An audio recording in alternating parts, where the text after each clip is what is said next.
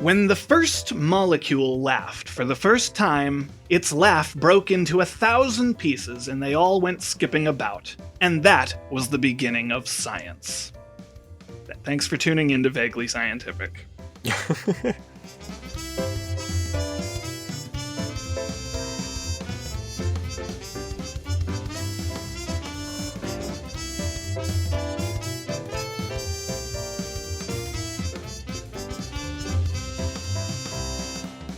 Why are there so many songs about rainbows? I am Derek, and somewhere over the rainbow, Jim does science. Hi, Jim. I'll get you, my pretty. And our guest this week has a pocket full of rainbows. Please welcome back David. Hooray. Was I supposed to check those at the door, or? We're pretty loose about our rainbow. Okay, does anybody want any rainbows? I brought enough for everybody.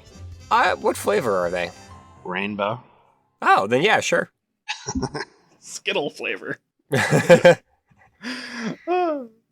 So, this is the show where we consume rainbows, apparently, and also answer the most ridiculous audience-submitted questions in a manner that we like to call vaguely scientific. But before we do that today, it's time for Jim's fun science fact of the day. Jim? Okay. Your wrist doesn't twist. It can move up, down, left, and right on its own, but if you observe carefully, it's your entire forearm that twists if you try to rotate it. If you hold your forearm steady and try to twist your wrist, you can see it doesn't actually rotate on its own. So I think that's kind of interesting. I discovered this because I was reading about the fact that we have two bones in our arms and legs, and that's a big part of it. Like having two bones allows us to twist our wrist. Yeah, because it gives them a pivot point, right? Yeah. So I think that's kind of cool. Everyone go try and twist your wrist and hold your arm steady, and you can't. Well, not to contradict you, but you can, but you will have to go to the hospital after. If you get some like good leverage, like a good fulcrum, you can. So when Jim says go try it, don't try like too hard. Never listen to Jim. Well, only listen to me when it's stuff that's factually correct. Right. But don't take advice from Jim. Yeah, yeah. Don't take advice from Jim. Or any wooden nickels. Oh. Speaking of things that are factually accurate, why don't we move on to our first question? I don't even know if that's a terrible segue, but I'm doing it anyway. I don't think it's that bad of a segue. So question 1 this week. What is pixie dust made of, and how does it grant you the ability to fly when thinking happy thoughts? So I said we were going to be talking about Peter Pan. Oh, yeah, you did. Good point. I think that one of the things that doesn't really get brought up enough when it comes to Peter Pan is that it is fictional. Yeah, that's an important part of this question. Important disclaimer that they always just omit. Yeah, a lot of people think Peter Pan actually happened and that it's a documentary, but no, it's actually pretend. It's kind of hard with like things in English history, Yeah, that's true. Or British history. Right. Because, you have your Norman invasion and the War of the Roses and Peter Pan. Which one of those is real? Who can say? King Arthur, Robin Hood. Yeah, like King Arthur and Robin Hood and Peter Pan. Yeah. That's totally fair, actually. Peter Pan, isn't Peter Pan kind of like the eternal boy, the Jungian, what is it, an archetype? Yeah. What's Jung do? Archetypes? Yeah. I read that somewhere. I don't know if that was intentional with Peter Pan or not, but it's he's a child that doesn't grow up, which is also a young thing. I don't know. I'm going like from memory from years ago. I don't have notes about this or anything, but it makes me think of like pixie sticks from my youth. Oh. Yeah, if you eat enough of those, then sticks? you start flying too.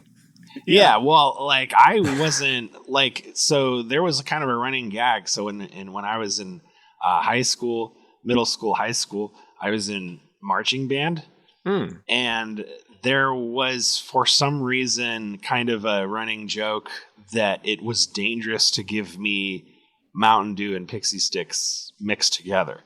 Yeah. There was a lot of kids who would do that. You know, it was like, oh, if you take Mountain Dew and Pixie Sticks and mix them together, it's the ultimate sugar rush. Because they hadn't, you know, they were kids. They hadn't discovered cocaine yet. It's expensive. You can't get cocaine. But I wasn't allowed to have it because I would go nuts. And this is actually relevant to what I wanted to say about Peter Pan, because I would get hyped up way before the sugar really could have had much of an effect on my blood. Like it was in my mouth. I hadn't even swallowed it by the time, and I was already just running on jet fuel, basically.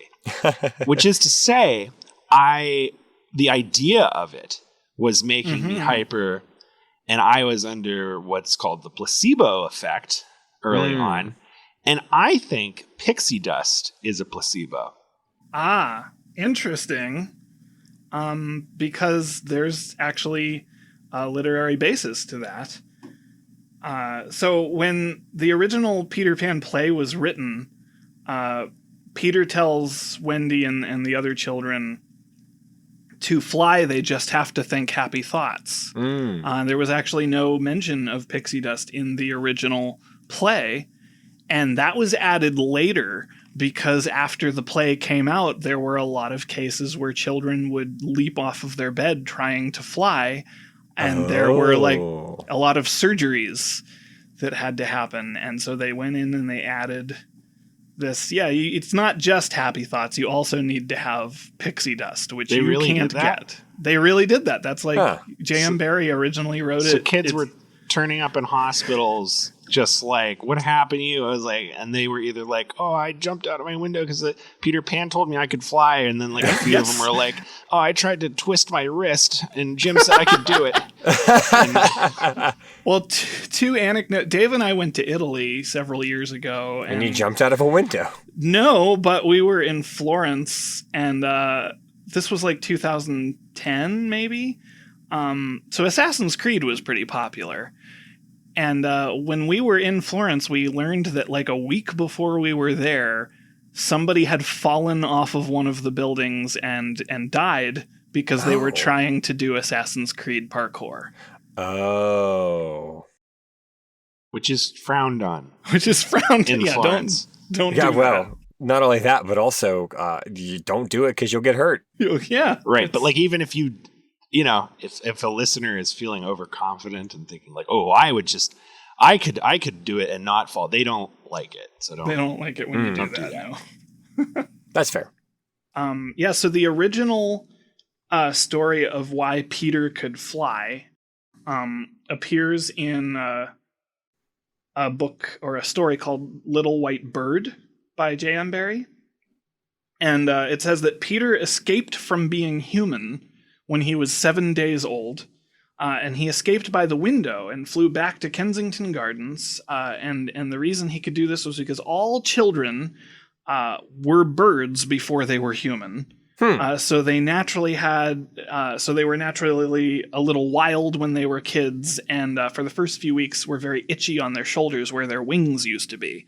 And so Peter gave up being human, and he retained some of his bird qualities. Okay. You know what's strange to me about that is that he crows like a rooster, which is not known for its flight ability. That's fair. I didn't think of that. Peter Pan is. That's like his thing. Yeah, he's pretty good at it. Yeah, like that's his main. Like he does other stuff. Like he trains the Lost Boys and he fights pirates and stuff. But like mainly it's the flying thing. That's what everybody knows about Peter Pan. But he does crow like a rooster, which is, I don't know if maybe he got confused about what kind of bird he was. Well, maybe roosters in Neverland can fly. As long as they think happy thoughts. As long as they think happy thoughts. So he wouldn't know. Mm-hmm. Well, this is getting into a chicken or the egg situation. I get it. That's good. One of the things I was thinking about, and we briefly touched on this, but I'm gonna ramp it up to 11, is that it's just really strong hallucinogenic drugs. I mean, Yeah, but they're kids. I don't know. Kids can do drugs. It's not a nice thing to think. It's not a nice thing to think. But because I'm old and jaded, that was the first thing I thought. Yeah, I don't know. I feel like it's such. I don't know. It used to be like kind of an edgy thing to think. It was like, oh, it was drugs, or like they're all dead. And now it's not like it's not anything like that's like the first fan theory people come up with. They're all now. dead now. They're like all that's dead the now. first thing. They're like, oh, they're dead and it's purgatory. It's like that's it doesn't every have to be. children's cartoon. Yeah, Every exactly. children's cartoon, all the kids are dead. Yeah. So instead of that, let's look at something that I think is a little bit more. I almost said compelling. It's not that. But I was thinking, what if it's like some kind of like a powder that bestows or a powder that has an anti-gravitic property that makes you float. Now, there's of course nothing like that in the real world that we know of now, but I mean, there's no reason that mathematically it couldn't be something that could be done, something that sort of is counter to the force of gravity, and so I think that could be a contender for what this dust is. I'm gonna jump off of that. Maybe that's why the happy thoughts are important. Because if you think about it, like if you have like you can't just go full tilt into anti-gravity, or else because if there's no gravity, you're just gonna float away, right? And you're just gone. Yeah, like a helium balloon. But Peter Pan clearly has control over his flight, like a Superman, except more whimsical. Yeah. And no cape, which I frankly think is a mistake. But you know, that's no capes. No Peter capes. Pan needs a cape. I don't know if Peter Pan.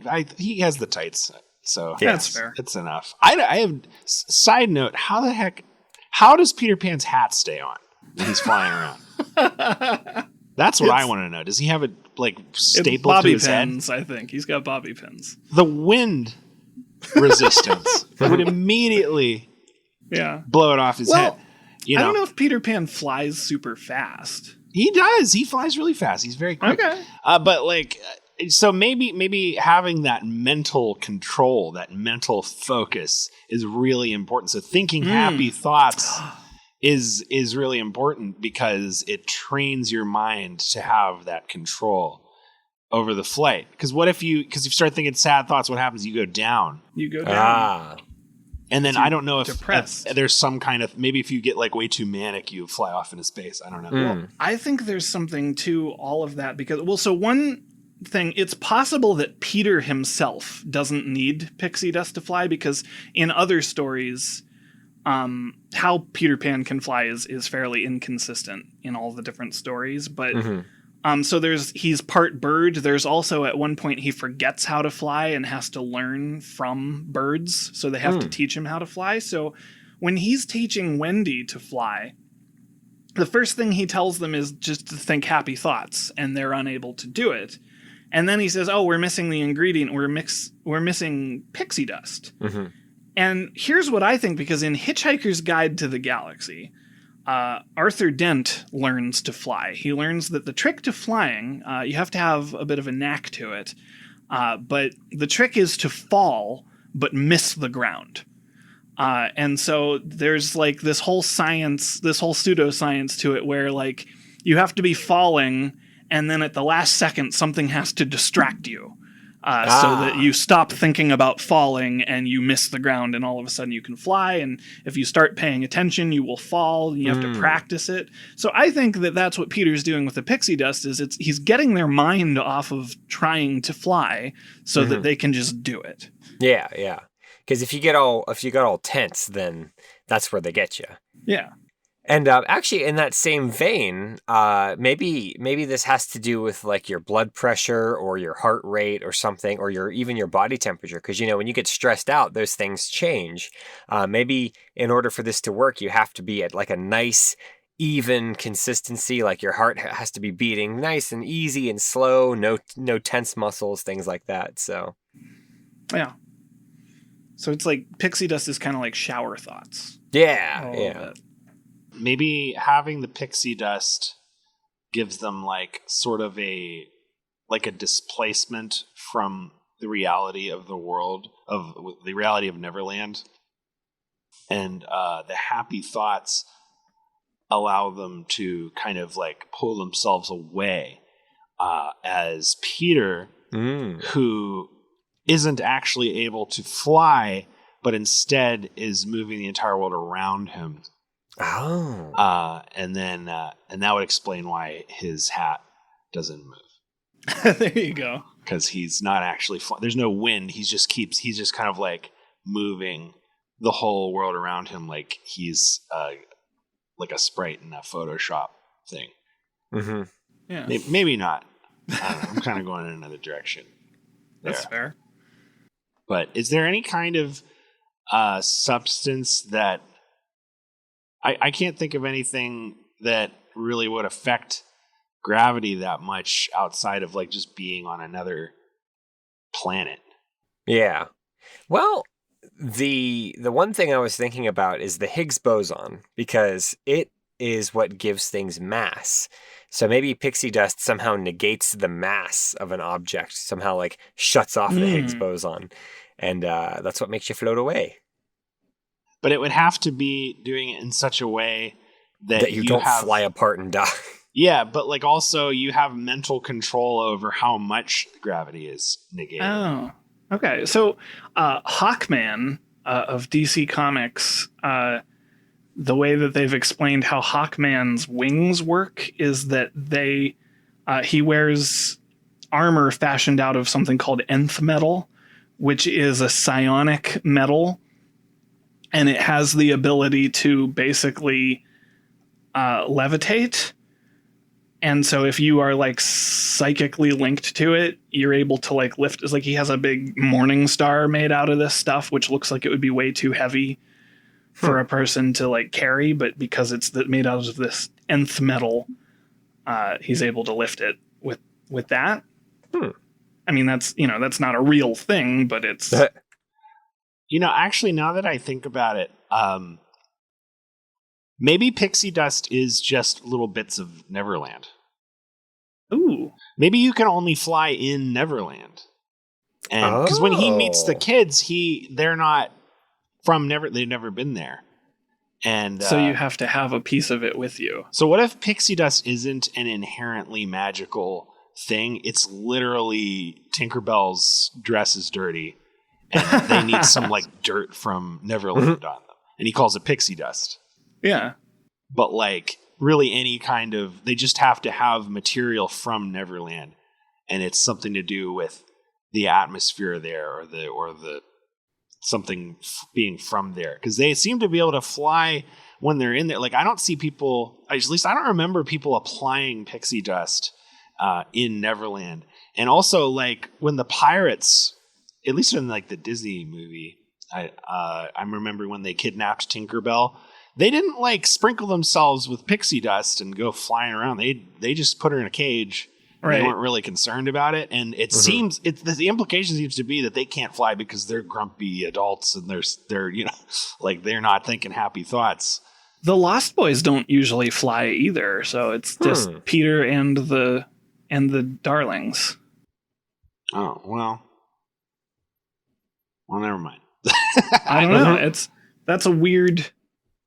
I mean, in Hook, at the very end, Toodles flies. I've never seen Hook. You never saw Hook? Oh, it's very good. Toodles didn't. He lost his marbles? He lost his marbles, and then he found his marbles, and then that was his happy thought, and there was pixie dust inside of it, and then he like flies back to Neverland. Yeah. I think you can only get to Neverland by flying. Right, but not in like a plane or anything. Right. Could Superman go to Neverland? I'm sure that he has been there. Are you sure he's been there? I'm going to actually That's a very that bold right statement. I'm going to look up, has Superman been to Neverland? But like what I'm saying is like if you had another means of flying that wasn't pixie dust related, could you make it to Neverland? Because you can't take a plane there. Yeah, I wonder. Captain Hook's ship, I think, allegedly crashed there. With pixie dust? I don't think there was pixie dust involved. I don't remember. Maybe it's like a Narnia situation where if you aren't looking for it, you can somehow end up there. Yeah. Well, that Or the Bermuda Triangle. That lends credence to the missing while falling idea. Oh yeah, Yeah, that's true. So Captain Hook just got lost, And ended up in Neverland. but he doesn't fly. That's why he can't escape. So I also had the idea that, do pixies need pixie dust to fly? Like, is it the thing that makes them... Because pixies have wings. Right. But then pixies are also magical, so like there's the possibility that it's something created through some kind of magic or alchemy. But then I also thought maybe it's like moths, how their wings are powdery. Which I think is just because they're really brittle. But like that might be kind of like a natural thing that like pixie dust is the powder from pixie wings or something. I was thinking about Mr. Conductor from Thomas the Tank Engine, and in the movie, which is not terrible, but it's also not great. They had to create more. What do they call it? I forget what they called it. Gold dust. I think it was gold dust, but it's what allowed Mr. Conductor to teleport between the real world and the island of Sodor. And they actually had to like make it. So maybe fairies have to like make it. And it's like a disposable resource that you have to mine or like produce or refine or something like that. It seems to just fall off of Tinkerbell. Yeah. Maybe she's just clumsy. She's just clumsy. Well, because it could just be her dress has like dust all over it from Neverland. Yeah. Oh, that's true. Yeah. So, like, if a pixie goes to a laundromat, are they in danger of kind of not being able to fly? Because I'll say this, like, their wings, they do not look like they could actually fly with those. Right. Yeah. I wonder because they're also much smaller than people. Well, yeah, but like they look like they have just like insect wings, but insects are smaller. Like their bodies are smaller than a pixie's body. Yeah, They also have like they're made of chitin and they're very light in comparison to like human or like mammalian flesh. Right. What about like a dragonfly kind of situation? Yeah, those are pretty big. Yeah. Although the proportions are still a little bit off. Well, yeah, that's what I'm saying. Like, I feel like Tinkerbell's wings aren't big enough to carry her. At least in pictures I've seen of Tinkerbell. Yeah. So what I think is that the pixie dust is basically like a starter fluid. And it is really the happy thoughts that fuel the ability to fly, but you just kind of need that like spark to get started. Okay, so it's like a a catalyst.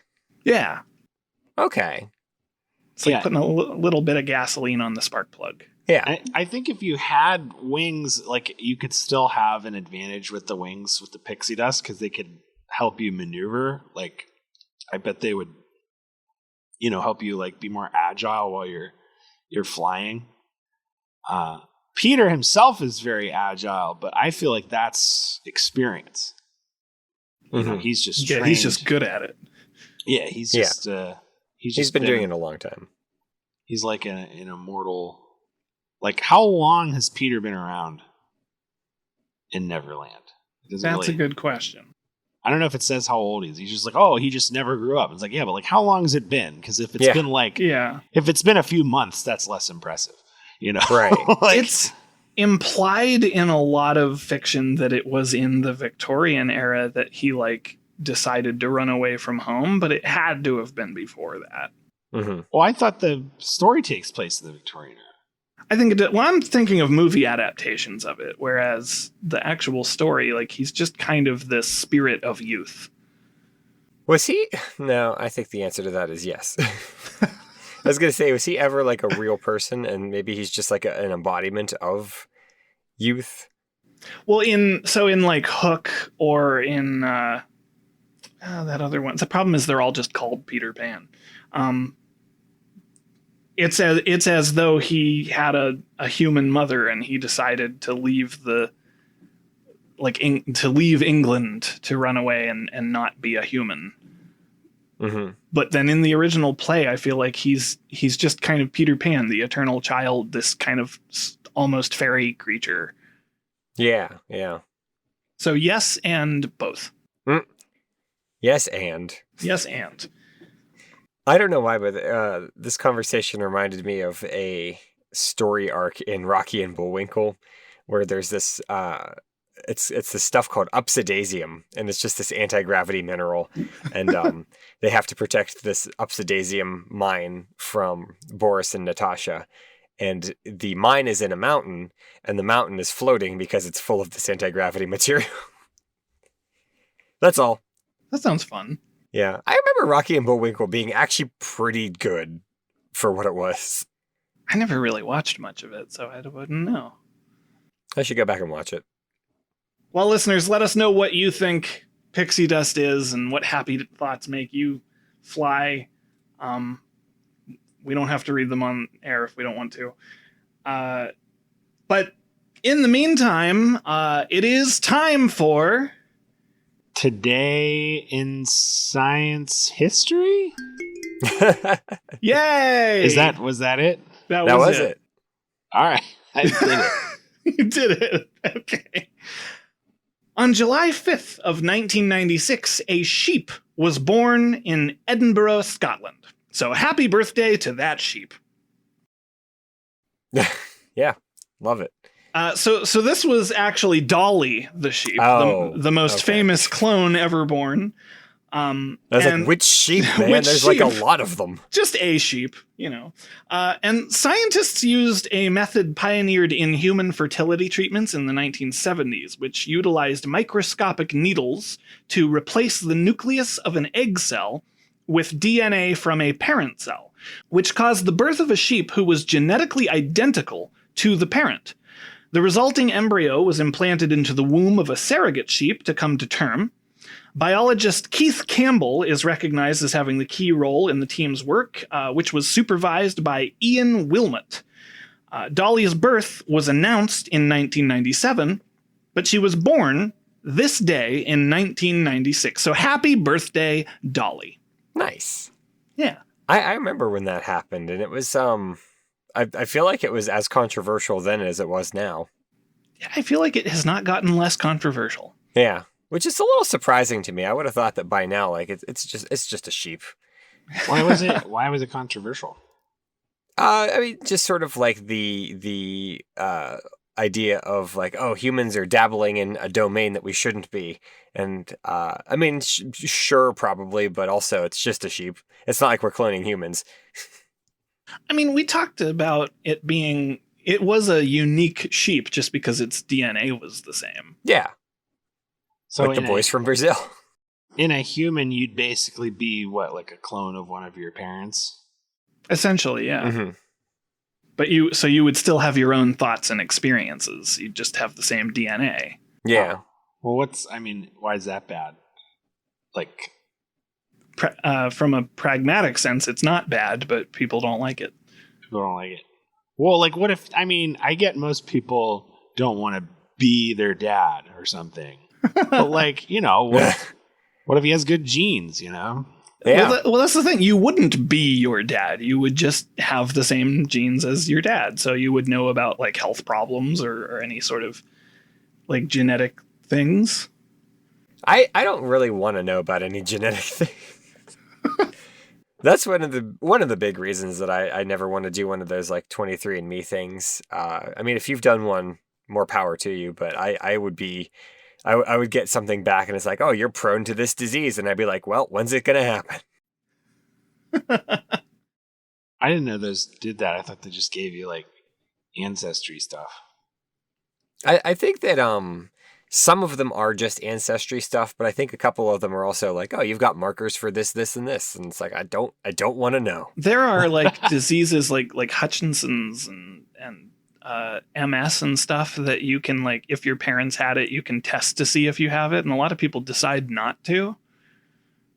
So those are, I can understand people not wanting to know. Yeah. I would want to know if I was a sheep. I would let feel you know. like you would know pretty quick. Someone would have told you by now. Because all you could say is bah. I've never heard anyone tell a sheep that it's a sheep. I've gone to fields of sheep and gone, hey, sheep, you're all sheep. Did any of them look like real surprised? No, I think they're told when they're born. Like, what? One of them had an existential crisis and ran away. It's not true. One of them just laid down on the ground and never got back It's up. like, no, I can't take it. And then they all stopped paying taxes because they're like, we don't make income. Why are we doing this? Yeah. Well, if we had sheep paying taxes, then I think they should be informed that they don't have to do that. Yeah. But no one's told them that they're sheep, so they thought they had to. So speaking of taxes and money, speaking of money, see, I'm trying real hard. I'm so excited to see where you're going with. Oh, well, wait, you know where. money. Okay. Speaking of money. Okay, now I'm back on board. All right. Question 2 this week. How do you get to the end of a rainbow to find the pot of gold? And that's money. It made sense. I think you just walk. You just walk there. There it is. Yeah. So I always thought that the pot of gold was just like the color of the horizon or something. Ooh. Oh. You know, because like rainbows happen after a rain. Yeah. Yeah. So like the light's doing interesting stuff, and sometimes it does look like the end of the rainbow's ending near like an illuminated area of the sky from the sun. And I could see how you could look at that and think like that there's just a real big pot of gold up in the sky over there. That's interesting. I could get behind that. So you just follow it with your eyes, and that's how you get to the end of it there. Yeah, I mean, you need pixie dust to actually get up there. That's true. But or a tornado. That's the that's the real treasure, is the beauty of nature. Yeah. This is not the direction I expected this to go. But I'm here for it. So I'm assuming the tornado is a Dorothy reference. Yeah. So, oh yeah, because she is over the rainbow, but she didn't find any gold because she didn't get to the end of it. She just went over. I was wondering about that, because when we say end of the rainbow, are we thinking of it as like crossing it like the arch is a bridge, or are we talking about, the arch being like the other side of a doorway or something? I always just assumed it was like where the rainbow would connect to the ground. And I recognize that is not a physical possibility in our world. Right. But I don't care. That's what I always just assumed was the case. Well, I don't think Wizard of Oz would be about gold at all. No, probably not. And I actually learned this recently from one of our actors in the show we're doing. Oh yeah, we just, by the time this came out, we just wrapped up with a space program. Yeah, well, anyway, one of the actors from that, I was talking to him about the Wizard of Oz, and he was telling me that Frank Baum, was like not a fan of the gold standard in the Wizard of Oz film, or both the Wizard of Oz film and the book. Some people say it's an allegory about the gold standard and like the dangers of it. Because they were debating whether it should be the silver standard. Was that part of that? I think so. I know in the original book the slippers are not ruby slippers but silver. So I'm looking at a thing now. So it just says it's an allegory for the gold standard. So I don't know if he was for or against it, but it says like, yeah, Dorothy is supposed to be the average American. Scarecrow represents farmers. The Tin Man is industrial workers. Cowardly Lion is William Jennings Bryan. The Munchkins are citizens, and Toto is prohibitionists. I feel like the metaphor is stretching. Yeah, I don't know, but I do know that Dorothy had silver slippers in the in the book, they changed him to Ruby in the film. Yeah, because it popped on screen. Mm-hmm. But like, and this feels a lot like a conspiracy theory. But like, we should look more into this. But like, yeah, it's just like so. But I guess what it's saying is like he didn't like the idea of the gold standard. And Oz is an abbreviation for ounce of gold. Oh, and he's a charlatan. At the end, well, spoilers. Yeah. About Wizard of Oz.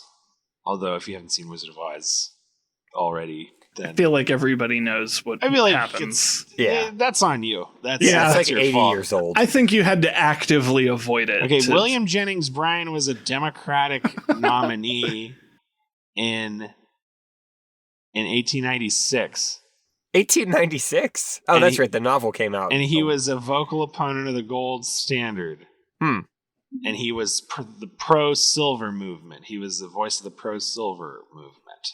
And the Cowardly Lion is, according to this theory, based on him, which I don't know what that means because the Cowardly... I mean, I guess he's one of the good guys, but he's cowardly. And yeah. Well, he turns brave in the end. True. I guess so. This is a weird... I don't know about this one. This is on Big Think, and it's like a 2022 article. So like, this is like not a friend. Like this is.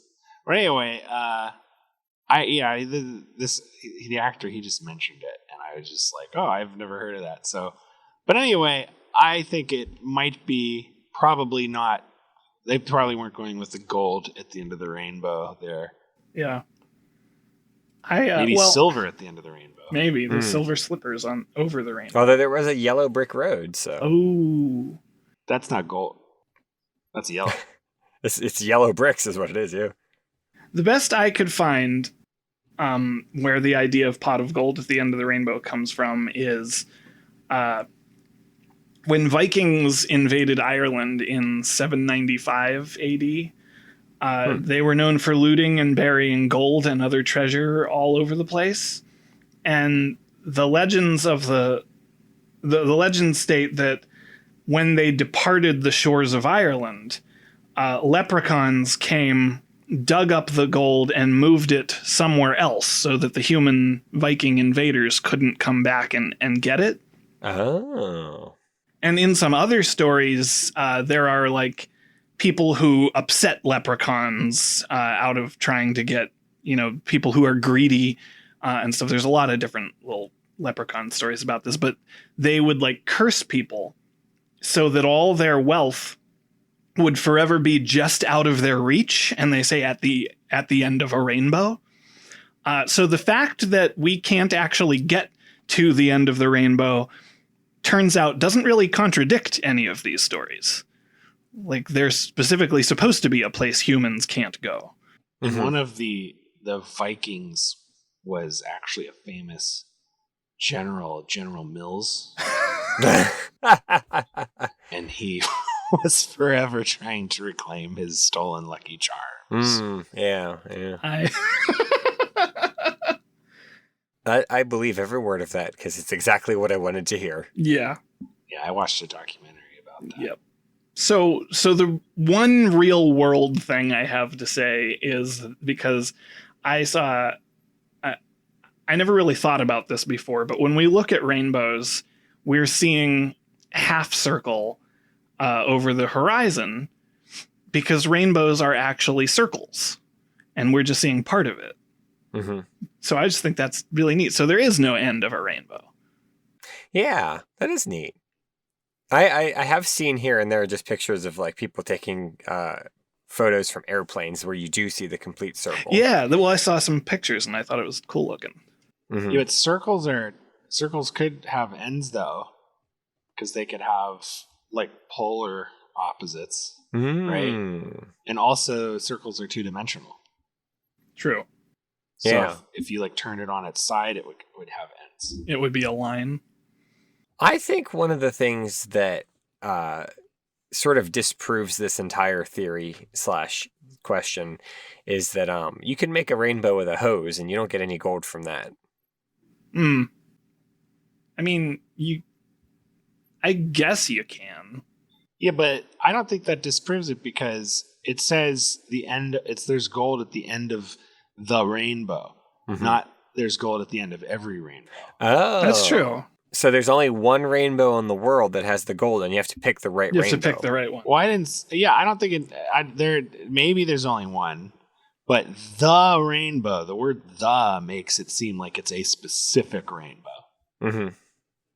But rainbows don't last very long. Doesn't seem like. Not usually. They have to be refracted through prisms and stuff. Yeah.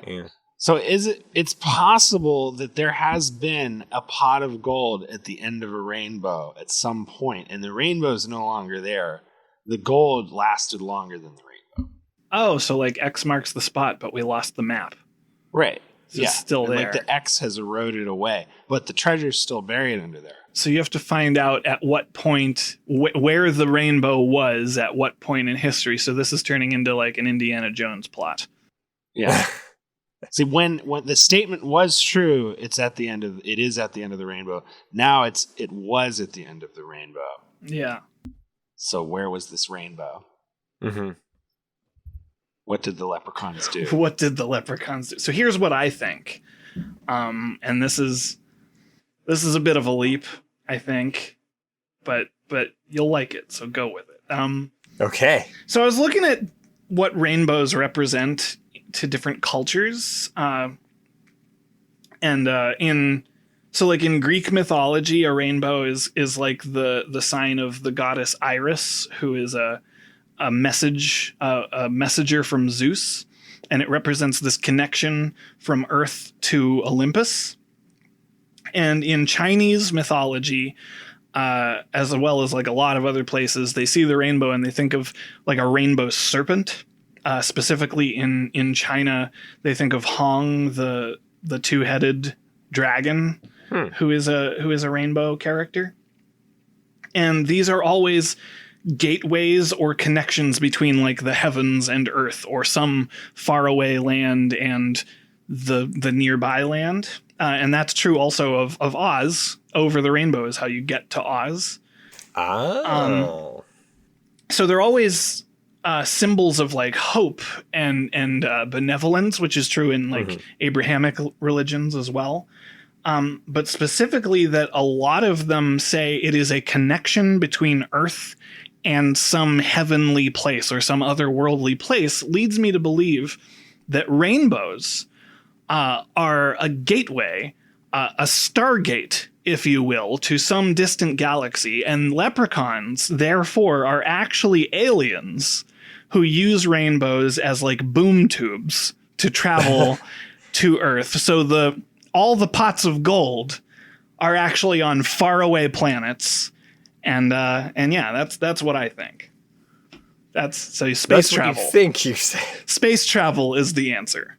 And that's what you think. That is the thing you actually think. That is the thing I am asserting to you now. Okay.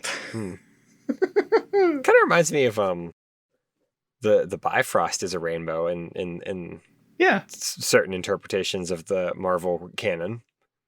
I think that's the plot of Leprechaun 4 in space with Warwick Davis. I wouldn't know. But that's fun. Yeah, that's another one. The Bifrost being a connection from Asgard to Midgard. Or possibly to all the other places too, but yeah, leprechauns are aliens. Or Vikings. Or the one small step for man, one giant leap of terror. Is that the tagline from that movie? Yes. I hate it. It's brilliant. Leprechaun 4. In space, no one can hear them steal your lucky charms. That's not. That's mine. That's yours. That's your tagline? I just invented that just now. Oh. You should make that movie. It's already made. Leprechaun 4 in space. No, I mean the Lucky Charms one. Oh, no. That's General Mills owns that. Oh, that's right. Yeah. He's a General Viking, Mills the so I don't Viking. want to mess with him. What's Yeah. like the supermarket bagged, like plastic bag version of Lucky Charms? You can make the movie about that one. Is there one? I don't know if there is. I'm one sure. of Lucky Charms. I'm gonna just Google generic Lucky Charms. Marshmallow Mateys. Marshmallow Mateys. Oh, Captain Hook's Lucky Charms. Yeah. Marshmallow Mateys. What a name. That's what Captain Hook. That's why he's so mad, because he was trying to follow the rainbow, and he ended up right? in Neverland. Yeah. Mm-hmm. So he was trying to get Lucky Charms, and he ended up with Marshmallow Mateys. And that's I would that's just get mad not as about good. that, too. Then a crocodile bit his hand off.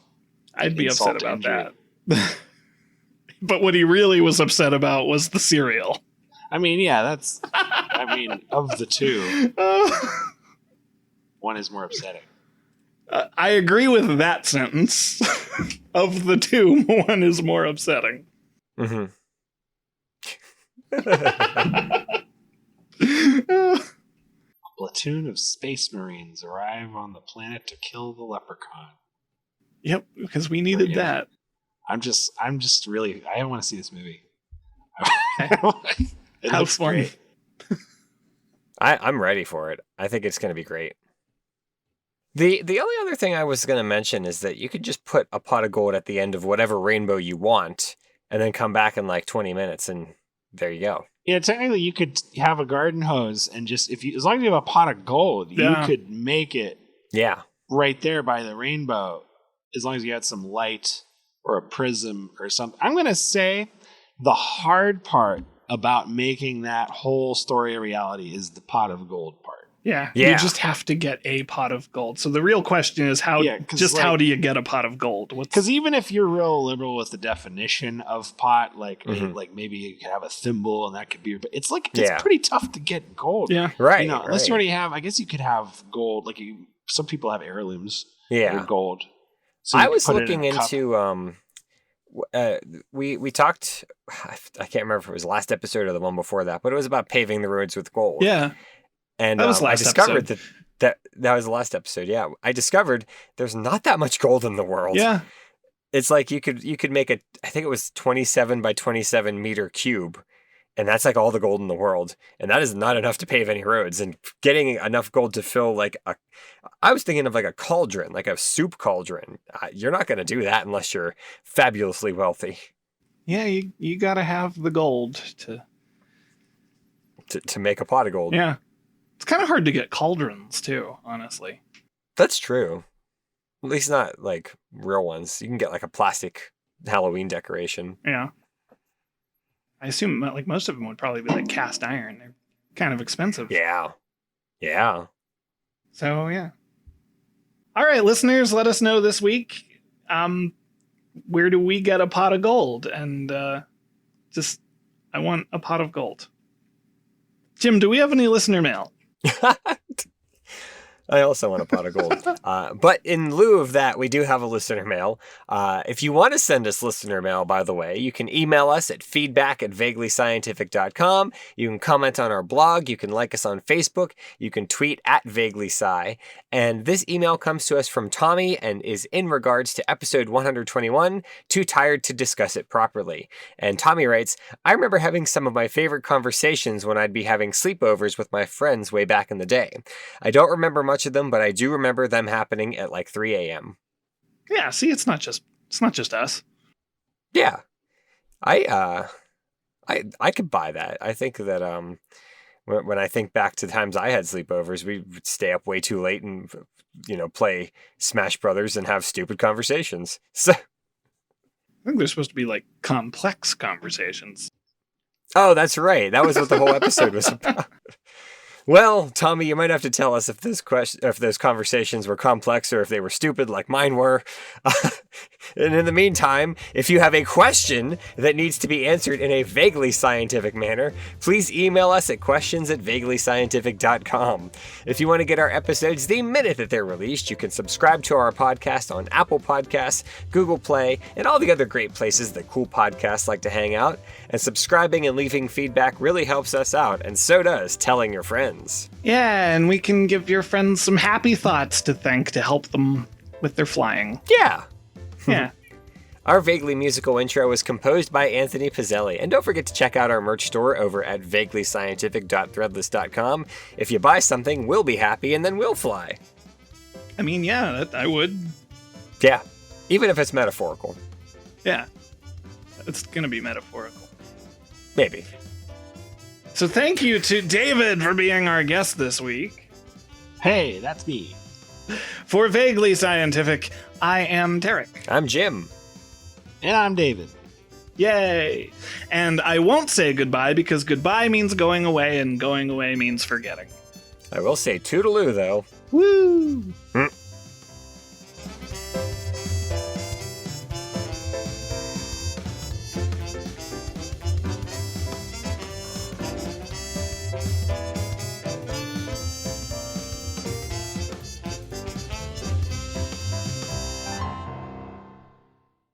Woodaloo. Wooloo. Woo-loo-loo. Because Derek went woo. Yeah. There's that Pokemon Wooloo who's a sheep, and we talked about a sheep that was cloned. All right. We did. Go ahead and stop your recording.